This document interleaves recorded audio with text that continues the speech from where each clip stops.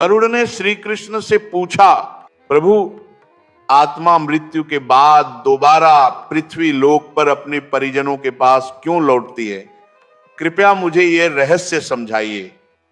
श्री कृष्ण बोले, हे गरुड़, इस पृथ्वी लोक पर जिसने भी जन्म लिया है उसे एक न एक दिन इस नश्वर देह का त्याग करना ही पड़ता है।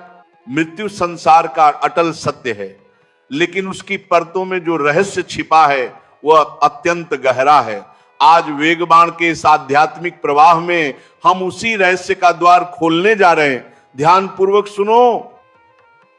कोई व्यक्ति जब इस शरीर को छोड़ता है, उसके तुरंत बाद उस आत्मा के साथ क्या होता है? आत्मा आखिर कहां जाती है? और क्यों आत्मा मृत्यु के ठीक 24 घंटे के भीतर अपने ही घर लौटती है? क्या यह केवल दर्शन होता है या इसके पीछे भी कोई बड़ा कारण छिपा है? श्री कृष्ण बोले, गरुड़, हर मनुष्य की देह पंच तत्व में विलीन होती है। उसी क्षण यमराज के दूत वहां उपस्थित होकर उस आत्मा को अपने साथ ले जाने की तैयारी करते हैं, लेकिन आत्मा को तुरंत यमलोक नहीं ले जाया जाता। पहले उसके संपूर्ण जीवन के कर्मों, पुण्य और पाप का लेखा जोखा एक सूक्ष्म रूप में तैयार होता है। इसी दौरान यमदूत आत्मा को थोड़े समय के लिए उसके घर वापस छोड़ देते हैं और यह अवधि लगभग 24 घंटे मानी जाती है। गरुड़ ने पूछा, प्रभु, ऐसा क्यों? आत्मा फिर अपने ही घर क्यों लौटती है? श्री कृष्ण बोले, क्योंकि संसार से उसके संबंध तुरंत समाप्त नहीं होते।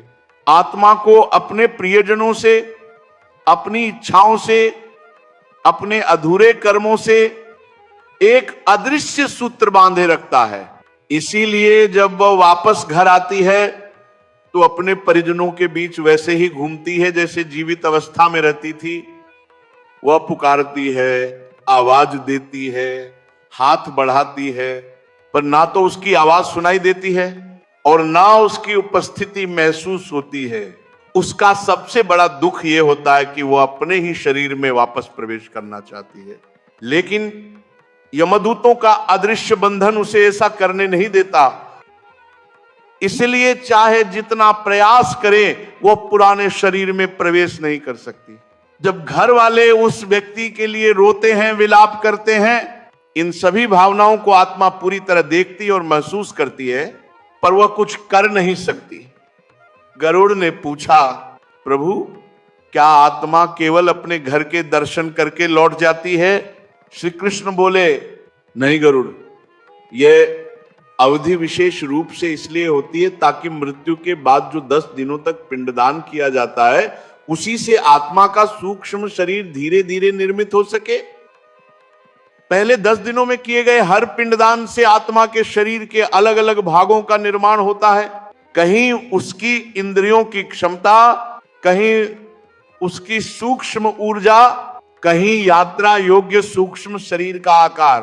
फिर 11वें और 12वें दिन का पिंडदान उसके सूक्ष्म शरीर को स्थिरता प्रदान करता है, जिससे उसमें शक्तिमान त्वचा और यात्रा के लिए आवश्यक ऊर्जा आती है। 13वें दिन का पिंडदान सबसे महत्वपूर्ण माना गया है, क्योंकि उसी दिन आत्मा को वह सामर्थ्य मिलती है जिसके सहारे वो यमलोक की ओर अपनी वास्तविक यात्रा शुरू कर सके। यही कारण है कि हमारी परंपरा में 13वीं का विधान अत्यंत विशेष माना गया है, क्योंकि इसी दिन आत्मा के सभी बंधन ढीले होने लगते हैं और वह अपने आगे के मार्ग की ओर बढ़ती है। गरुड़ ने पूछा, प्रभु, कृपया बताइए, क्या 13वीं के बाद आत्मा सीधे स्वर्ग या नरक पहुंच जाती है? श्री कृष्ण बोले, नहीं गरुड़, मृत्यु के बाद आत्मा को यमलोक तक पहुंचने में लगभग 1 वर्ष का समय लग सकता है। यह यात्रा अत्यंत कठिन, सूक्ष्म और तपपूर्ण बताई गई है।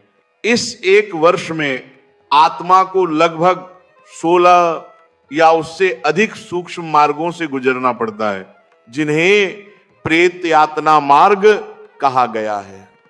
हर मार्ग में आत्मा को उसके कर्मों के अनुसार सुख या दुख प्राप्त होता है। यदि व्यक्ति पुण्यात्मा था तो मार्ग सुगम, मधुर और शांतिपूर्ण होता है। यदि उसने पाप अधिक किए थे तो यह मार्ग उसके लिए अग्नि, प्यास, कष्ट, घुटन, कांटों और जलते रेत जैसे यातना मार्ग बन जाता है। इस यात्रा में आत्मा के पास न वाहन होता है, न अन्न, न जल।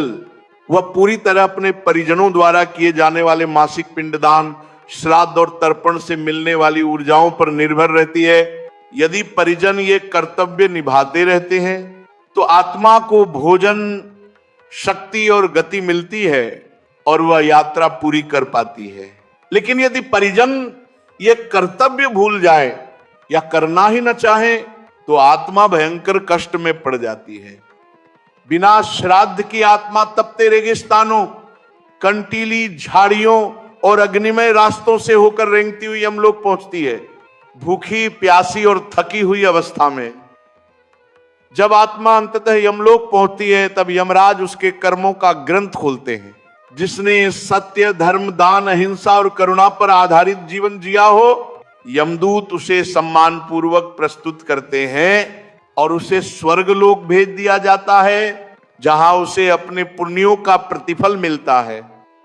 पर जिसने जीवन में छल, कपट, अहंकार, व्यसन, हिंसा और अन्याय अपनाया हो, उसे नरक की अनेक कोटियों में भेजा जाता है, जहां आत्मा घोर यातनाएं भोगती है। कहीं जलते तेल में डुबोया जाता है, कहीं अग्नि सागर में फेंका जाता है, कहीं पत्थरों पर घसीटा जाता है, कहीं अंधकार में गुफाओं में बंद रखा जाता है। जब आत्मा इन पापों का भार उतार देती है तब उसे पुनर्जन्म मिलता है और ये पुनर्जन्म उसके कर्मों के आधार पर मानव, पशु, पक्षी या किसी निम्न योनि में भी हो सकता है। यदि किसी व्यक्ति पर कोई कर्ज हो, कोई कर्तव्य अधूरा हो या किसी का अधिकार उसने छीन लिया हो तो मृत्यु के बाद उसकी आत्मा को विशेष बेचैनी होती है। ऐसी आत्माएं अपने परिजनों को संकेत देती हैं स्वप्नों में, अचानक होने वाली घटनाओं में या विचित्र अनुभूतियों में। इसलिए कहा गया है हर व्यक्ति को अपने मृत पूर्वजों का वार्षिक श्राद्ध अवश्य करना चाहिए। यही उनके मोक्ष का मार्ग खोलता है। श्री कृष्ण बोले, प्रिय गरुड़, मृत्यु अंत नहीं है, ये आत्मा की अगली यात्रा का प्रारंभ है और यह यात्रा तब सुगम बनती है जब हम धर्म, कर्तव्य, करुणा और सदाचार को जीवन का आधार बनाते हैं।